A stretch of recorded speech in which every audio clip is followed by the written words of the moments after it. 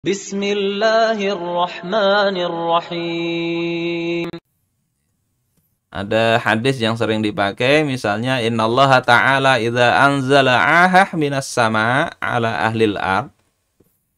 Sesungguhnya Allah Ta'ala ketika menurunkan penyakit dari langit kepada penduduk bumi, surifat an umaril masajid, maka akan dipalingkan atau dijauhkan dari orang-orang yang memakmurkan masjid. Kesimpulannya kemudian ke masjid sih aman aja, nggak usah pakai prokes lah, karena Allah sudah jamin. Ini problemnya di mana? Kesimpulannya sebetulnya kan betul aja. Ini di hadis ini memang bicara begitu. Artinya kalau ke masjid Allah palingkan dari ahah, dari penyakit.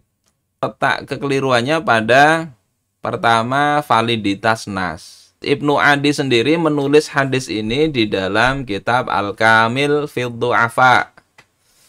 Jadi dari judulnya kitab aja sudah tahu bahwasanya ini kitab yang menghimpun hadis-hadis dhaif.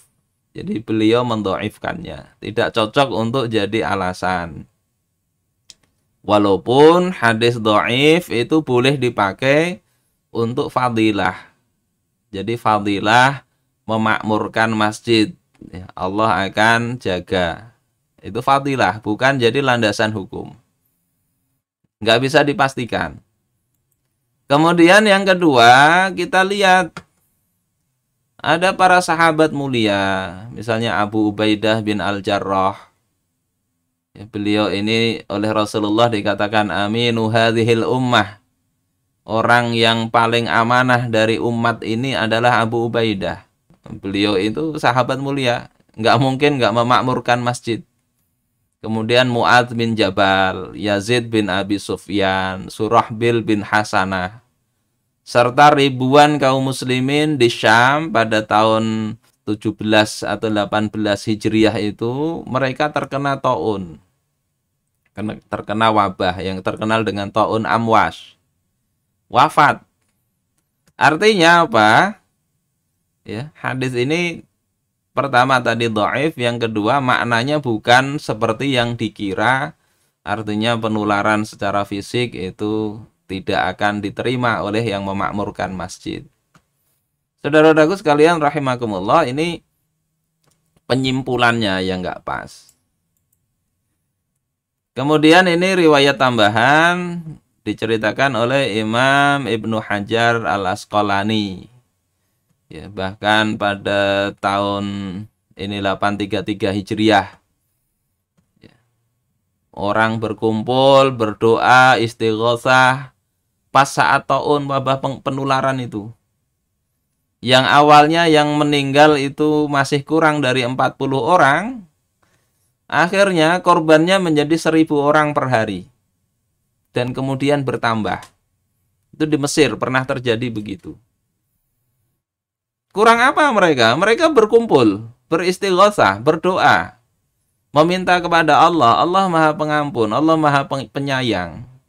Tapi bicara ini masalah sains, ya, bahwasanya penyakit ini penularannya itu penularan yang bisa dideteksi. Bukan penularan gaib. Maka bentuk tawakal kepada Allah itu ya hindari. Sebagaimana kata Rasulullah Sallallahu Alaihi Wasallam, kalau kalian menjumpai daerah yang terkena wabah, jangan dimasuki. Yang orang di sana jangan keluar. Ini kan yang hadis ini nggak dipakai dalam kebijakan kita ini. Saudara-saudaraku sekalian yang dimuliakan oleh Allah Subhanahu Wa Taala, ini tambahan lagi. Saking beratnya wabah itu, Imam Al-Muqrizi di dalam kitab As-Suluk li Ma'rifati Duwalil Muluk itu menjelaskan pada saat itu walimah itu sampai dibatalkan.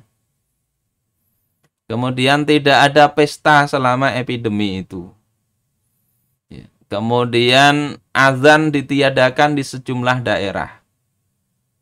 Ini situasi saat itu ya, yang terkena penyakit pagi, sorenya bisa meninggal. Kalau COVID ini kayaknya masih belum separah taun itu belum. Kita itu masih banyak yang terkena COVID masih hidup, ya. Masih nggak terlalu parah, masih banyak. Kalau taun itu begitu, luar biasanya. Sehingga sampai seperti ini, nggak ada suara nyanyian. Sekarang orang COVID malah disodori dangdutan. Ada kita lihat videonya itu seperti itu.